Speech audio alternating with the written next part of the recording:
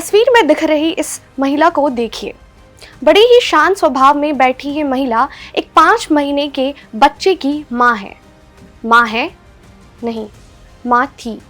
अब इसका 5 महीने का दुधमुहा बच्चा इस दुनिया में नहीं है, इसकी हत्या हो चुकी है। लेकिन अब जो मैं बताने जा रही हूँ उसे सुनकर आप भी चौंक उठेंगे कि उस बच्चे को उत्तर प्रदेश के बस्ती जिले की इस माँ ने पानी की टंकी में डुबोकर दर्दनाक मौत से मार डाला। आप सोच रहे होंगे कि कोई माँ इतनी क्रूर कैसे हो सकती है। दरअसल ऐसा करने के पीछे कई मनोवैज्ञानिक कारण हो सकते हैं। आज के इस वीडियो में हम इन्हीं कारणों को एक एक करके समझाएंगे। तो चलिए शुरुआत करते हैं। किसी माँ बाप द्वारा अपने ही बच्चे की हत्या कर दिए जाने के लिए अंग्रेजी में एक शब्द इस्तेमाल किया जाता है, फिलिसाइड। जब बच्चे की हत्या पिता द्वारा की जाती है तो इसे पैटर्नल फिलिसाइड बोलते हैं, और अगर बच्चे की हत्या माँ द्वारा की जाए तो इसे मैटरनल फिलिसाइड कहते हैं। फिलिसाइड एक लैटिन शब्द है जो 2 शब्दों के मिश्रण से बना है, फिलियस और फिलिया, जिसका मतलब होता है बेटा और बेटी। फिलिसाइड के कई कारण हो सकते हैं, जैसे कि पोस्टमार्टम डिप्रेशन। अगर ऐसा होता है कि प्रसव के बाद कई बार महिला डिप्रेशन के दौर से गुजरने लगती है, तो इससे महिला के अंदर आत्महत्या या शिशु हत्या के विचार आने लगते हैं। मनोवैज्ञानिक विकार, तमाम तरह की मनोवैज्ञानिक बीमारियां जैसे कि सिंजोफ्रेनिया, बाइपोलर डिसऑर्डर या पर्सनालिटी डिसऑर्डर जैसी समस्याओं से ग्रसित माता पिता के लिए ये संभव है कि वह अपने बच्चों की हत्या कर दे। मौजूदा मामले में परिवार वालों ने इसी बात की आशंका जताई है। महिला कुछ दिनों से अजीब व्यवहार करने लगी थी और वह मानसिक तौर पर ठीक नहीं थी। नशीले पदार्थ का सेवन, नशीली दवाओं या शराब का सेवन महिला के निर्णय लेने की क्षमता को कम कर सकता है और उसे हिंसक बना सकता है।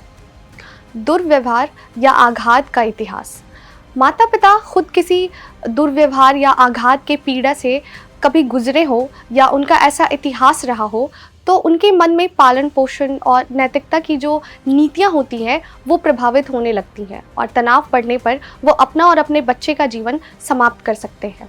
सामाजिक आर्थिक दबाव जैसे कि गरीबी, अत्यधिक गरीबी और संसाधनों की कमी महिला को यह सोचने पर मजबूर कर सकती है कि वह अपने बच्चे की देखभाल करने में सक्षम नहीं है, जिसके कारण वह हताश होकर उसे नुकसान पहुंचा सकती है। घरेलू हिंसा, यदि महिला खुद घरेलू हिंसा का शिकार है तो वो अपने बच्चे पर भी हिंसा करने की अधिक संभावना रखती है। अनवांटेड प्रेगनेंसी, यदि महिला गर्भधारण के लिए तैयार नहीं थी या बच्चे को पालने और पोसने में सक्षम नहीं है तो वो उसे मारने का विचार भी कर सकती है। सोशल या फैमिली सपोर्ट का ना होना, कई अन्य तरह के कारण जैसे कि अगर महिला को ठीक से फैमिली सपोर्ट नहीं मिल रहा होता है तो वो तनाव और अवसाद की स्थिति में आ जाती है, जिसके कारण उसके मन में हिंसा की प्रवृत्ति जन्म लेने लगती है।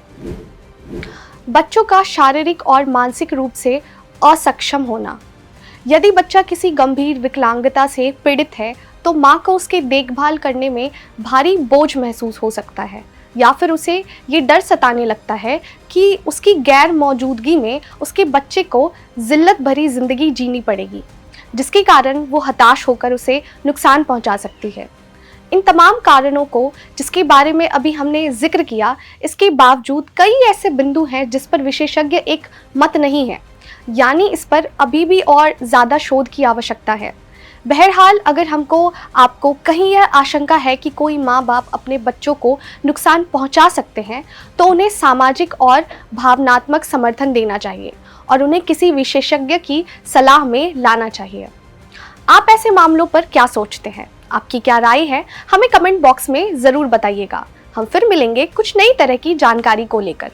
अभी दीजिए इजाज़त। नमस्कार।